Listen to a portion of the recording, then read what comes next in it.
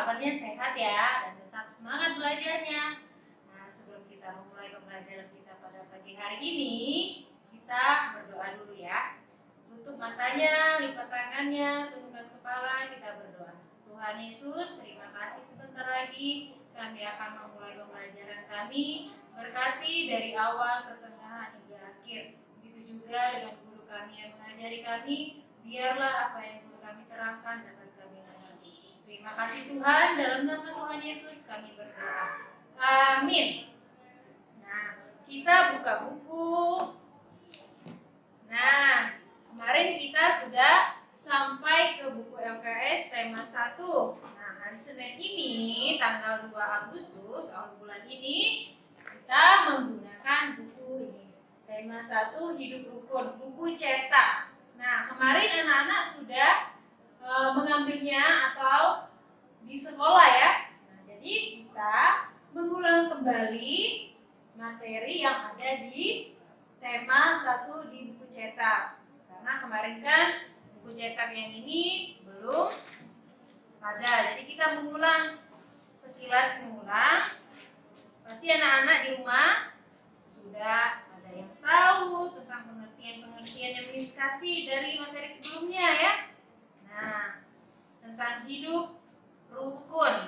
Nah, di sini Miss akan membacakan untuk kita semua dan mengingatkan kembali materi yang kemarin lewat. Ayo mengamati, simaklah di halaman 3, simaklah teks cerita berikut ini. Judulnya, Ayah dan Ibu Menyayangi Mutiara dan Udin. Suatu hari, Ayah membawakan buah tangan untuk Mutiara dan Udin. Mutiara mendapatkan buku cerita, Udin mendapatkan mainan. Mutiara dan Udin berterima kasih kepada ayah dan ibu. Mutiara dan Udin tidak saling berebut oleh-oleh. Ayah dan ibu bahagia melihat buah hati mereka selalu rukun. Nah, dalam pembelajaran ini kita mau belajar tentang ungkapan. Nah, kemarin juga Bis sudah menjelaskan apa itu ungkapan. Perhatikan yang di belakangnya. Ungkapan itu gabungan kata yang memiliki arti yang berbeda dengan kata asalnya. Itu yang disebut dengan ungkapan. Contoh yang ada ungkapan di sini dari cerita teks yang ada di halaman 3 ini tentang ayah dan ibu menyayangi Mutiara dan Udin. Nah, tentang ungkapannya yang bercetak miring seperti buah tangan. Nah, di sini ada catatan kolom buah tangan itu adalah oleh-oleh.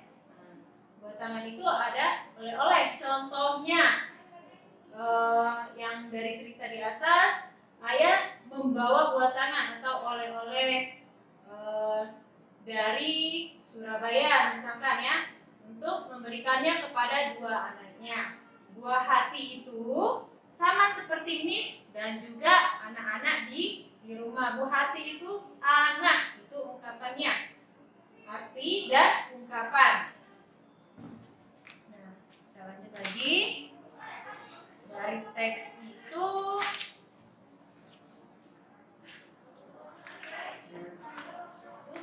sekilas materi tentang Miss tentang ungkapan itu, dan kita lanjut di halaman 7 tentang menghitung jumlah kubus satuan.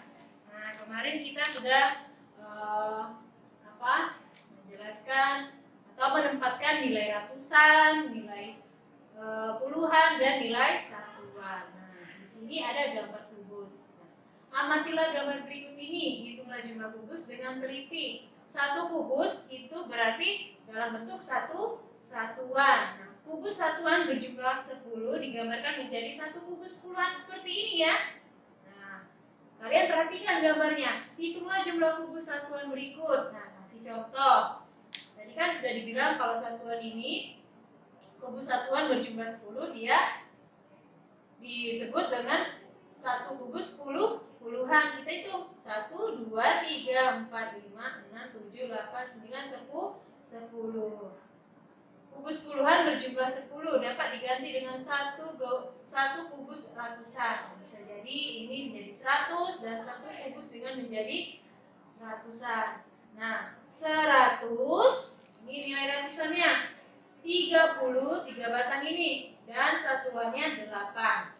100 bacaannya 38. Nah, banyaknya kubus ada ditulis 1, 3, 8. Kalau dibaca jadi 138 dibaca 138. Nah, untuk tugasnya di halaman 8, tugas pertama ini. Di halaman belakang nomor 1, 2, dan 3. Itu kalian tulis jawabannya sesuai dengan contoh yang di nomor 7 tadi ya. Dia memintanya yaitu menghitung terlebih dahulu jumlah kubusnya, lalu berapa banyaknya, dan terakhir itu dibaca dengan nominal berapa. Nah, itu nomor 1, 2, 3. Itu soal yang pertama. Kita balik lagi di halaman 13. Nah, tentang teks Pancasila. Ada beberapa anak yang miss video call, ada yang sudah menghafal, ada yang sudah hafal di luar kepala teks Pancasila, ada yang belum. Nah, dalam teks Pancasila ada namanya gambar, yaitu simbol. Ada 5 simbol, macam-macam. Ada bintang, ada rantai, ada pohon beringin, ada kepala banteng, dan padi dan kapas. Nah, di sini ada teks Pancasilanya. Lalu tugas kalian, ayo menulis kembali tentang teks Pancasila yang ada di atas ini. Nah, ya, ingat menulisnya sesuai dengan tulisan yang ada di bacaan teks Pancasila ini, ya. Ingat huruf kapital. Sebelum kita menulis awal kalimat, kita menggunakan huruf apa? Huruf kapital atau besar.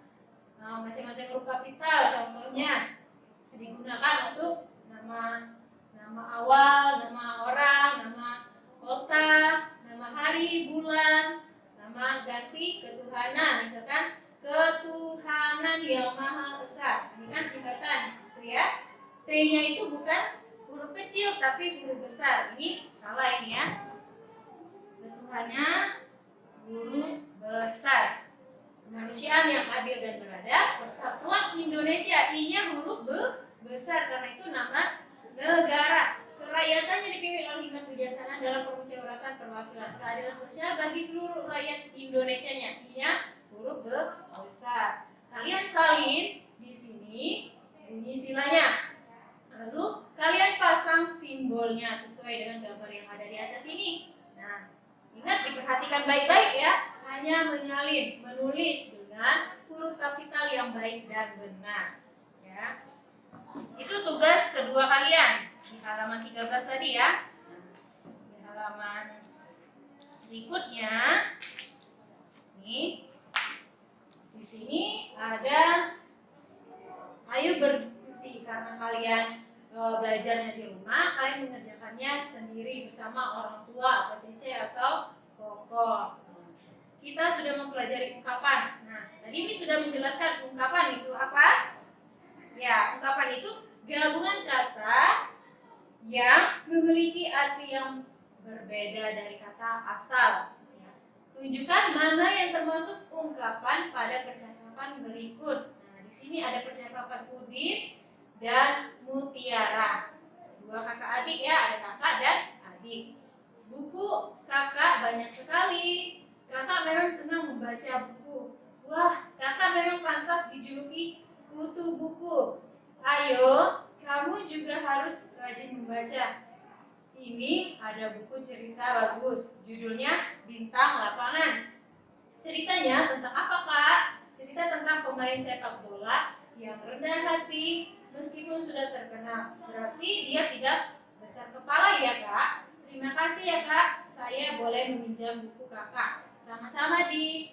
Nah, ini dalam suatu teks bacaan yang halaman 15, di situ terdapat beberapa ungkapan. Nah, ayo kalian lingkari atau garis bawahi yang mana yang termasuk ungkapan. Nah, Miss kasih contoh satu aja ya, Miss tunjuk, yaitu kutu buku. Nah, yang percakapan Udin ini, wah kakak memang pantas dijuluki kutu buku. Kutu buku itu apa? Kutu buku itu, arti kata ungkapan kutu buku itu, dia gemar membaca, gemar membaca buku. Terus kalian cari lagi di situ ada berapa lagi yang ada kata ungkapan serta arti ungkapannya. Nah, di baliknya di halaman 16 ada soal 6 soal. Kalian tulis apa arti ungkapan tersebut. Contoh ungkapan ini kan ada kolom, tabel, dua tabel, ungkapan yang dari hasil percakapan yang ada di belakang. Tadi kan Miss kasih satu contoh yaitu kutu buku. Kita tulis di sini ungkapannya kutu buku. Arti ungkapannya itu gemar membaca. Dan nomor 34, 2, 3, 4 kalian cari sesuai dengan teks yang ada di belakang tadi.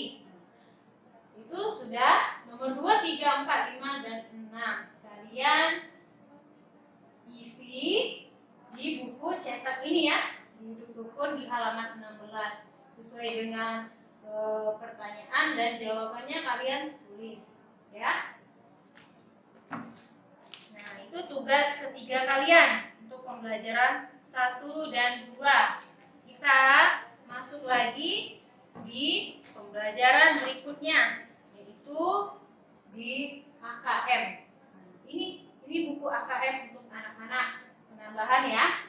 Nah, di bab 1 situ halaman pertama yaitu nomor 2 ya, di sini tentang bilangan caca. Nah, yaitu kita akan mengenal bilangan caca. Apa itu bilangan caca?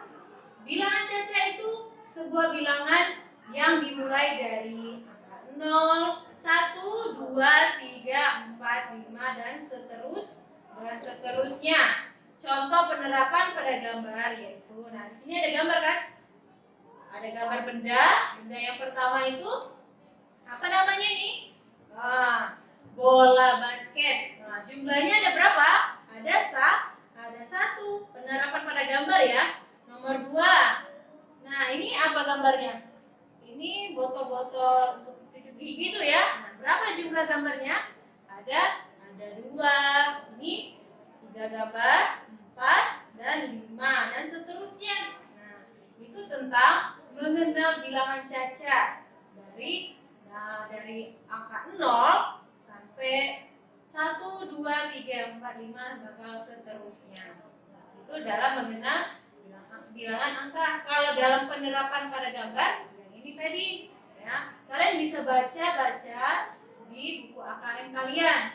Di situ setelah kita mengenal bilangan caca, lalu kita mengenal garis bilangan atau mengurutkan bilangan caca. Kemarin Miss sudah menjelaskan tentang mengurutkan mulai dari yang kecil ke besar dan ke kecil. Nah, perhatikan contoh garis bilangan caca berikut. Nah, dari 0, 1, 2, 3, 4 sampai 7 dari gambar ini di nomor 2. Pada garis bilangan tanda panah pada garis lurus menyatakan angkanya tak terhingga. Nah, bisa jadi dia berlebih, bisa jadi dia kurang. Tidak terhingga ya, karena tidak bisa dihitung. Angka yang ada di sebelah kanan nilainya lebih besar. Nah, ini kan angka yang sebelah kanan. Mana yang angka sebelah kanan? Yang ini kan. Dia lebih besar, semakin ke kanan dia semakin besar dibanding yang berada di sebelah kiri. Itulah garis bilangan mengurutkan bilangan caca. Nah, contoh, urutkanlah bilangan dari yang terkecil dari ke terbesar. 24, 27, 25, 23 dan 26. Setelah diurutkan hasilnya adalah 24, 23, 25, 26 dan 27.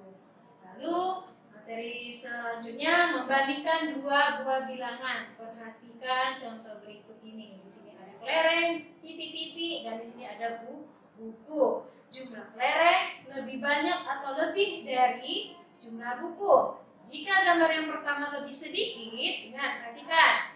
Jika gambar yang pertama lebih sedikit, maka gunakan kata jumlah lebih sedikit atau kurang dari. Dan jika keduanya jumlahnya sama, maka menggunakan kata sama dengan untuk menyatakan perbandingan dua buah gambar.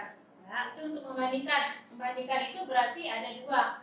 Ada yang benar dan ada yang kecil dan ada yang besar. Nah, untuk soal latihan mandirinya di sini ada latihan mandiri dari soal nomor 1 sampai soal 20 ya.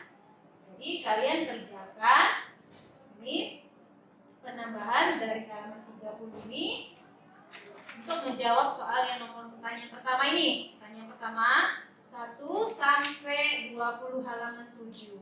Nah, ini wajib kalian kerjakan untuk penambahan nilai kalian. Karena Miss nggak mau masuk ke materi selanjutnya karena buku kita ini baru datang. Nah, jadi kalian mengisinya sesuai dari materi yang sebelumnya yang Miss jelaskan itu ya.